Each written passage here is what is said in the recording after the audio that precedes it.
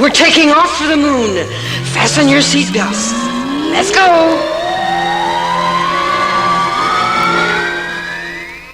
Taking off to the moon. Something I think many of us would love to do. Go explore the moon, maybe to Mars and beyond. Well, most of us have not been there yet. But if you can't go personally, perhaps you can, at least through reading some books, or maybe following along with someone else who does. Well, here today in the studio, we have someone who can kind of help us imagine that, and who has written some books about such tours. We have here today in the studio Jeffrey Bennett, who is a author, an educator, and has written a number of books, both popular books, children's books, and textbooks on astronomy and related topics. Jeffrey has a bachelor's in biophysics from University of California in San Diego and a PhD in astrophysics from here at in Colorado at the University in Boulder.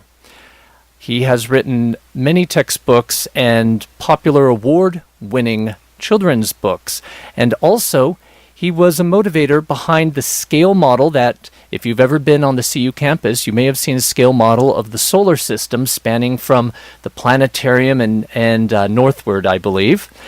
And also the motivator behind the scale model solar system that is in the Washington, D.C. Mall, which was actually the first educational installation at the mall, I believe. So we welcome Jeffrey to the studio. Glad you could come in, Jeff. Thank you very much, Joel. I really appreciate you having me here. So let me just ask more about that. You were behind the scale solar system both here at CU and also on the mall.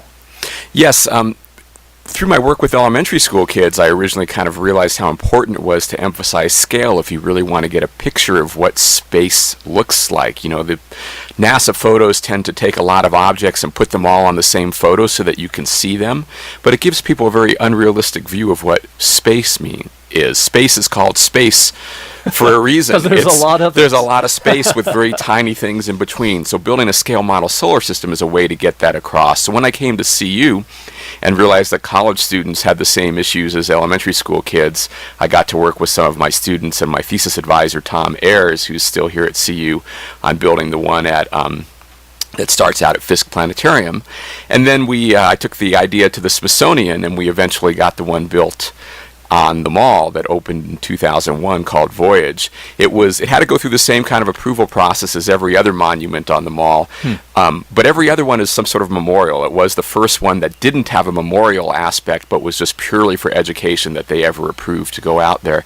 And now my colleague Jeff Goldstein, who works there in DC and was the leader in getting the thing actually built in Washington, is working with a group that's trying to spread these around the world. We've got them opened recently in Houston, Kansas City, Corpus Christi, Orlando, coming soon to Baltimore, and hopefully many other communities. So you want to have these scale solar systems distributed around the world, as it were? We'd like it to be something that everyone could see. It's a great thing for kids to be able to tour through and get a sense of what space is really like for adults too. In fact, one of my favorite stories is that even professional astronomers, when we take them to the exhibit, oftentimes their first reaction is, that can't be right.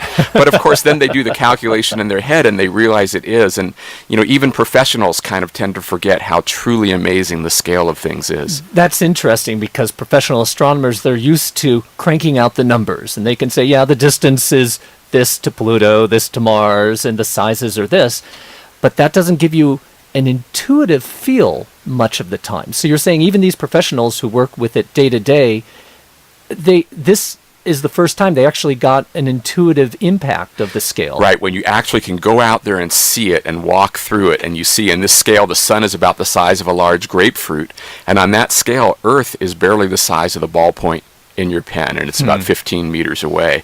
And then you can walk the rest of the planets in a few minutes. It's only about a third of a mile to Pluto, if you want to count that as a planet, or not. It's out there because we built it before the change in its status. But then you realize that on that same scale, you have to cross the distance of the United States to reach just the nearest star, and you really begin to get a sense of what space and distances between stars It'd is really be like. interesting as part of your scale model in DC to put a star out in San Francisco somewhere that's part You of know, that. we're actually looking into doing that.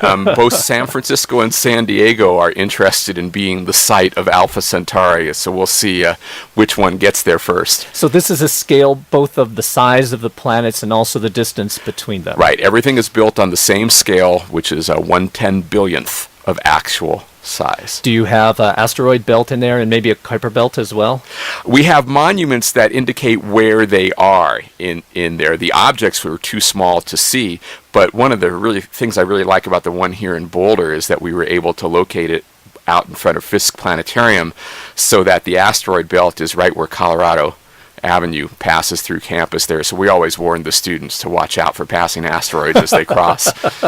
So anyone out there, if you want to take a stroll across the solar system, just come up to CU starting at the Fisk Planetarium. I know they had some construction going on there, but hopefully it didn't disrupt the solar system They had it too removed much. for a while. The inner planets were removed. I'm not sure if they're back in yet or not. They were supposed to be back in by now, but I haven't checked. And yet, then you keep walking down the path to the engineering center.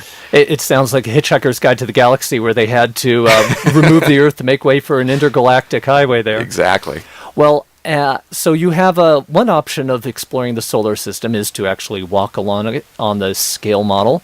But Jeff Bennett also provides you another way to explore the solar system. He's the author of a series of books, Max Goes to the Moon, Max Goes to Mars, and Max Goes to Jupiter. And these are a series of books targeted kids' books where the protagonist is Max. Do you want to explain who Max is? Well, Max was my dog. And Who didn't actually take these travels, perhaps? one of the first things I always ask kids when I go to elementary schools is this a true story? And, the kindergartners and first graders tend to suspect that it is, which is interesting. They think that there's nothing surprising about a dog having already been to all these places with lots of people. The older kids realize that, we might have thought when we were young that by now that would in fact be happening, but it's turned out that the space program's gone in different directions, and no one and no dog has actually been to these places. 12 people went to the moon a long time ago. And a That's dog it. has at least been in suborbit. Yes, a number of dogs have been in suborbit. In the books, we have what we call big kid boxes on the sides of the pages that explain the scientific facts behind the story. And in Max Goes to Mars, one of our boxes is about dogs who have been in space for real, since kids always ask about that. So, the books, just looking through the samples here, the books look like they have a mix of information, so it can hit a range of ages, it seems. There's kind of just the basic storyline that goes through about the story about this spacefaring dog and his adventures, and then you have these kind of higher level or more detailed boxes interspersed. That's the idea. When you pick up the book, it looks like a large format picture book with a very simple story. With great drawings, too. Yeah, I love the art that our artists have done. And even preschool kids will pick up the books and love looking at the pictures of the dog and love the story of what he does, the way he plays around when he's in space, because he's a dog. He does the things you would expect a real dog to do when they're in weightless conditions or less gravity conditions. But then in addition to that story, there's always something important about the science that's going on in the story that the preschoolers and kindergartners and first graders might not recognize. And on the sides of the pages, these big kid boxes call out that science and explain it so that even 7th, 8th graders, in fact, even adults are going to learn a lot from these big kid boxes. So the as you call them, the big kid boxes, they go into somewhat technical detail about some aspect of the story, or? Yes, the story always has something there. For example, when Max on the moon leaps out and he goes higher and farther than he expected. Well, that's enough for the story part, but on the side of the page, we explain why the gravity is weaker, why there must be gravity on the moon despite the misconception that there's not, what kinds of things you could do in that weaker gravity. So that kind of detail is called out in those boxes. So it can, in some cases, it gets quite sophisticated, but still, I've tried to always write it at a level where, an intelligent 4th or 5th grader will be able to read it and understand it. It's interesting that you mentioned those misconceptions, because I know especially when you teach classes, you run across these a lot. Like one that you just mentioned, people think there might be no gravity on the moon. I've heard people say, well, they have special boots that held them on the moon or something like that. And so I guess these boxes kind of help dispel or some of those myths. That's right. The boxes are directed oftentimes at misconceptions, and then oftentimes it's just general ideas. For example, we have boxes on why you don't need wings when you're in space. The space shuttle has wings for landing, not for being in space. So we have boxes on why Mars's sky is the color it is. We have boxes for Max Goes to Jupiter about why there's so much volcanic activity on the moon Io, why we think there might be an ocean underneath the surface of the ice on Europa. So these have, you've done a lot of background study to kind of fill out the scientific detail on these. Were you a planetary scientist at the beginning? I'm an astronomer, and my actual personal area of research was stars. But I've taught, and I've written the leading college textbook for introductory astronomy that includes all the planetary science. So my planetary friends have helped teach me everything that I need to know for that. And so that background is what allows me to write all the details into these books. Even with your experience teaching the classes, writing textbooks, was there additional background digging that you had to do as you wrote these books? Well, there's always some background checking that you need to do, particularly about the details of past space missions and so on. You want to make sure that everything is right. In fact, one of the goals of these books with our imprint Big Kid Science is to say that this is science that you can trust. If you look at a lot of the science books that are out there for kids, there's some great ones, but unfortunately there's also a lot that have some not so good science in them, mistruths and so on. And so we wanted to have our own little imprint Big Kid Science where if you get these books, the science in them is right. So we really work hard to make sure that every fact, every concept is done correctly. Anything slip through? We had one thing slip through. It was, I thought that the flag on the moon held up because it was made of foil, because actually NASA had put that out at one point, and I read that one. Turns out it was just an ordinary flag with a pole through it. So we've posted the correction on our website, and if we ever sell enough to reprint the book, we'll fix it in the reprint. So that was the Max Goes to the moon, obviously. And you have a Max Goes to Mars, you have Max Goes to Jupiter, I guess one of the moons around Jupiter. Right. They land on both Io and Europa. Okay. And on Europa, of course, they're searching for life in the ocean that we suspect is underground. And is Max have any more adventures coming up? Well, I don't have any that are in progress right now, but I'm always thinking about where I might send him next. And I just wanted to mention one other book here, Max's Ice Age Adventure. And this is technically not part of the same series, and it's a different style book. What is that exactly? Well, it turns out that up in Summit County, I didn't even know about it till after the fact, they held a Write Your Own Max Science Adventure contest for all the elementary school kids in the district. And the winning book was so terrific that we decided to put it out. I added some science Q&A into it, but it is the third grader's story and art that you see in this book, and it's a really cute little thing. So the art and the story were actually developed by one of the students there. That's great.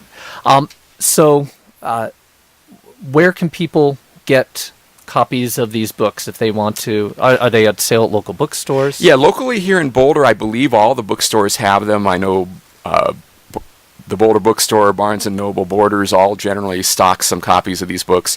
You can also order them off of Amazon, and if all else fails, you can always email me, and if you live in Boulder, you can come pick them up directly from me. And you have a web page. It's jeffreybennett.com. That's JEFFREYBENNETT.com. So that's 2 F's, 2 N's, and 2 T's. Also, Big Kid Science. BigKidScience.com also. There's also a donation program associated possibly with these books? I have already donated these books to every school, every public elementary school in Colorado, as well as about 10,000 other schools around the country. Well, thanks a lot for coming in, Jeff, and talking about Max's adventures to the moon and beyond. And for more information about Jeff or his books, again, you can go to his website, jeffreybennett.com. Thanks for coming in, Jeff. Thank you very much, Joel. I really appreciate it. You're going to be science. And as calendar items, if you're free tonight, you can check out Denver's Cafe Sci, which will feature Are Adolescents Less Mature Than Adults? Presented by Marie Bennett, director of the Institute of Cognitive Science at the University of Colorado.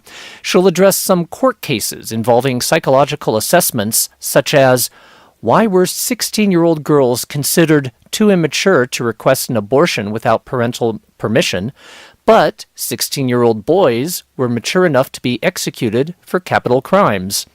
That's Denver's Cafe Sci next Tuesday at the Wincoop Brewery. The discussion begins at 6:30.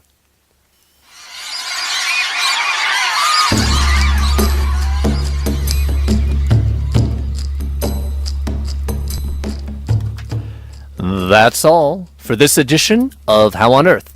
Today's show was produced with the help of Shelley Schlender.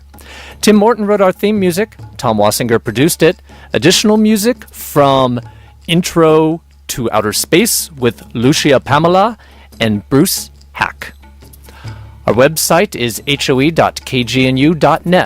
You can also find it through the main kgnu.org website. If you have any questions or comments about our show, call the KGNU comment line at 303-447-9911. For How on Earth, the KGNU Science Show, I'm Joel Parker.